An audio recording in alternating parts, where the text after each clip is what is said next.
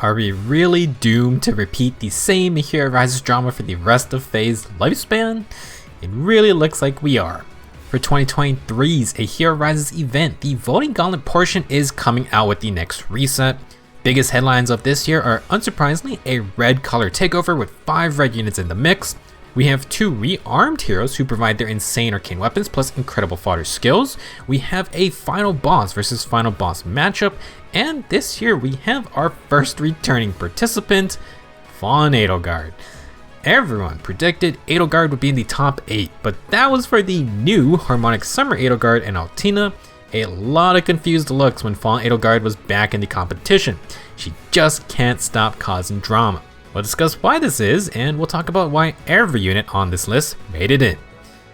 A refresher of the rules for newcomers are those that missed the Faye channel. A Hero Rises is a fun event where the top 8 most voted units get thrown into a voting gauntlet type event. The winner of this voting gauntlet in-game, which starts tonight, will be given out to everyone for free. In terms of PvP modes, you may get a new powerful unit, but so will everyone else. As a consolation prize, the top 4 units in the voting gauntlet will be getting a banner. This includes the winner.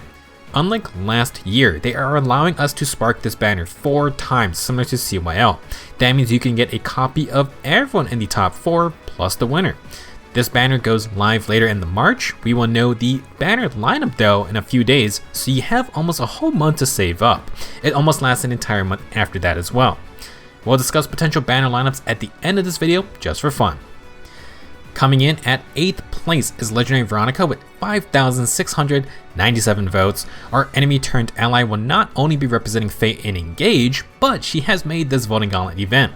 Legendary Veronica is a red mage cavalier and a wind pair up legendary that boosts speed. She is actually a rather simple unit and a pure glass cannon. Veronica has insane attack and speed stats, and enclosing dark accelerate specials grants +6 attack and speed, grants offensive no follow-up, and if the enemy she is fighting is near some other enemies, then Veronica either inflicts -4 speed and res on the foe, or a larger -8 debuff and prevents their counterattack. In scenarios where Veronica doesn't get the fire sweep effect, she will have desperation, and with no follow-up, that means if she outspeeds, she always doubles twice in a row. Anytime she doubles, she will also proc Enclosure, which is her unique special. It scales with 25% attack, and more importantly, it pierces damage reduction skills. It also has no guard, and it is on a 2 cooldown, hence any double from Veronica means Enclosure will proc. Her base kit further empowers this glass cannon playstyle. Lots of stats from attack and speed catch 4, and speed and res for trace provides console to retreat. Panic smoke can help teammates follow up, but I would not rely on it to keep Veronica alive in the enemy phase. She really does not want to take any retaliation. Overall, great unit that also has great fodder skills. In 7th place is Rearmed Female Robin, aka Rearmed Grima. Rearmed heroes are incredibly spicy candidates you may want to vote for because these heroes do not go away when you use skill inheritance from them. Not only are their passives top tier, but they bring arcane weapons which are actually inheritable, and these have been consistently way better than like 95% of all other inheritable weapons. Arcane weapons are the new hotness for upgrading old units or units with subpar refines, or just seasonal units since they don't get any unique weapons. Rearmed Grima has the Arcane Grima Dragon Stone, which accelerates specials, grants +5 to all stats, has a free follow-up attack, deals 15% attack true damage per hit, and it heals 7 HP after combat. As an extra bonus, arcane weapons can be stat refined, so they really are just multiple times better than most other inheritable weapons. They aren't outclassing every modern unique 5-star weapon, but they are so strong, and it's kind of just killed build theory crafting because it's either get the arcane weapon or wait for one to be released. With all this said, Rearmed Grima is a monster herself, and you don't have to build her up from scratch. She is an insanely fast armor unit and comes with a unique A skill that negates armor effectiveness. It inflicts -8 to all stats on the foe, and it gives breath type cooldown reduction. Combined with Arcane Grima, this sets her up to run Hardy Fighter with attack and speed near save very well. She isn't the tankiest unit, but it's not easy to outspeed Grima, and she recharges Pavis in 1 counterattack. Thanks to the flexibility of this arcane weapon and Dragon Hide, she can use different builds such as Far Save with the Distant Counter Sacred Seal for dragons, and if you really wanted, Grima can go offensive with something like Armor March. Expect to see rearmed heroes whenever we have more voting events. Every copy is incredibly valuable. Speaking of which, our 6th place winner is Rearmed Ophelia with 6,957 votes. Everything I just said about rearmed heroes will apply to her as well. Ophelia is once again a high burst damage mage, but she's red this time, and she may not necessarily double all the time, but her first strike is gonna hurt a ton. Let's walk through her game plan, starting with Arcane Eclipse, the arcane red tome. It accelerates specials, has Quicken Pulse, which means -1 cooldown on turn 1. The user gets +5 to all stats, they get a free follow-up attack, and it neutralizes any attack debuffs. Not the craziest weapon so far, but a lot of red mages are on the slower side, so a tome with a follow-up already makes this a top tier weapon. Arcane Eclipse's true power is building a special, which is why Ophelia comes with Special Spiral 4 and Times Pulse. With Times Pulse in the kit, any Arcane Eclipse unit instantly charges 3 cooldown specials such as Luna. The instant Luna gets +5 damage from Special Spiral 4, and it now pierces damage reduction skills. This is the big hype around Special Spiral 4 since any infantry unit, or even army unit, can run it. Mages do not have a deer piercing special, so Special Spiral 4 is their alternative method. To complete the kit, Ophelia has Attack and Res Finish 4, Finish skills give lots of stats, and when your special is ready or has been used, you get another +5 true damage and 7 HP healing on hit. Perfect skill for Special Spiral spamming. If you plan to inherit Arcane Eclipse to a red mage, I highly suggest finding Special Spiral 3 from another source first. If you can do this, you can get the Arcane Tome, Special Spiral 4, and Times Pulse 2. Times Pulse 2 still works on turn 1, which is all you need since your Special Spiral will kick in afterwards. Whether you support her or not a single person should be sad if Ophelia makes it to the banner. Coming in at 5th place with 7,081 votes is Fallen Edelgard. On one hand, I get it. On the other, why? She is the first to make a return to A Hero Rises, and for pretty much the exact same reasons, Fallen Edelgard will be the most controversial unit of this year. I cannot believe for 4 years Edelgard has caused a ruckus, and it's not even a new Edelgard this time. In fact, the new one deserves her spot. From a pure gameplay perspective, Fallen Edelgard deserved her spot last year. A Hero Rises is a great opportunity to get a strong unit from the past year, but Fallen 80 is almost 2 years old at this point, and the game has had a lot more time to adapt to her shenanigans. Anyone playing since her release knows what she can do. For newer players, you'll find out if you play any casual PvP mode. If Edelgard transforms, she gets Distant Counter. If you attack first and you don't one-shot her, through her 40% damage reduction and her crazy high stats, she fires back with Bonfire and kills any squishy unit. If she attacks first, she charges Bonfire and then gets to act again, which then lets her proc Bonfire on that second hit. You must bring Guard or Tempo to avoid these scenarios, or on the enemy phase you need to beat Wary Fighter. You can also just overpower her if you can pierce through damage reduction. A lot of modern units can deal with Fallen Edelgard, but she does still run over anyone without a competent build. Honestly, that's probably why she's still top 8. I'm tired of talking about her, so let's just move on. In the upper half of the group, at 4th place is Ninja Camilla with 7,237 votes. She is a flying red mage with low speed, but high attack and pretty good defense and res too. As part of the Wyvern Ninjas, Camilla has dual phase Brave Tome that further boosts her defense and res. Her tome also accelerates specials though. What makes Camilla stand out compared to past Ninja Brave weapons, or Brave units, is that she can get Vantage if she wins a res check. Vantage plus Brave Tome with a special proc can check a lot of units. She will have 45 res with her tome, but thanks to Seal Res 4 and Attack and Res Hold, Camilla inflicts basically minus 15 res on the foe. That is a lot of extra damage with a Brave weapon, and it makes her res check easier. This will also make Glimmer scale higher. To top off this cheesy kit, Camilla has Close Salvo, which is a close counter skill that boosts attack.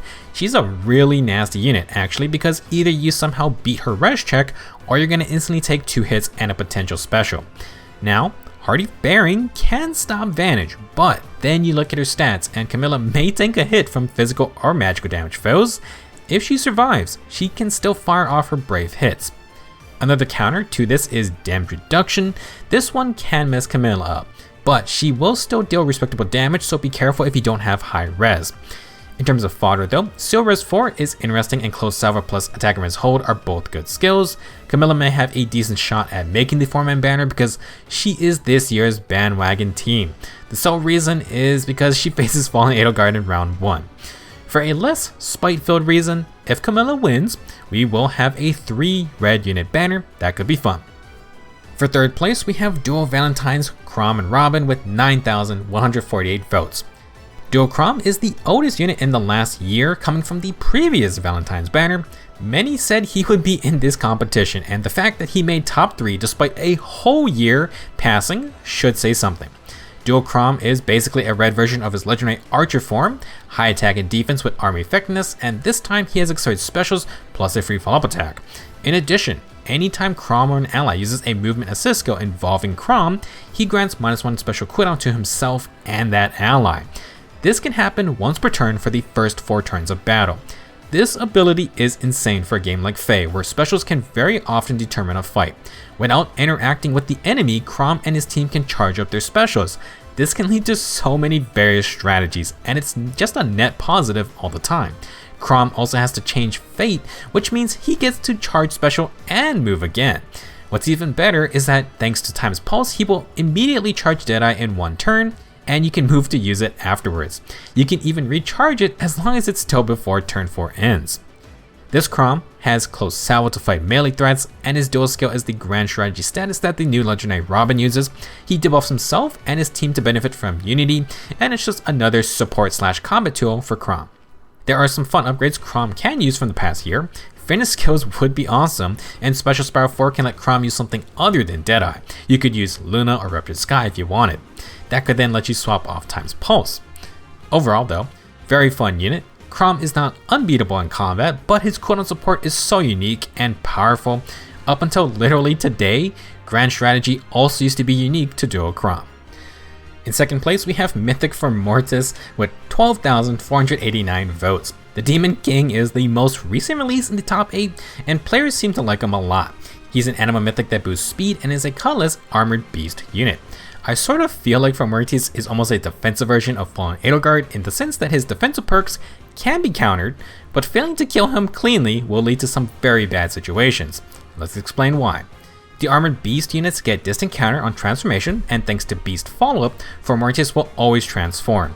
This lets him use far save to jump in for teammates, and he is a sturdy unit, min-maxed for low speed. Similar to Fallen 80, Fomortiis has accelerated specials and specials fighter to fire back bonfire after 1 hit.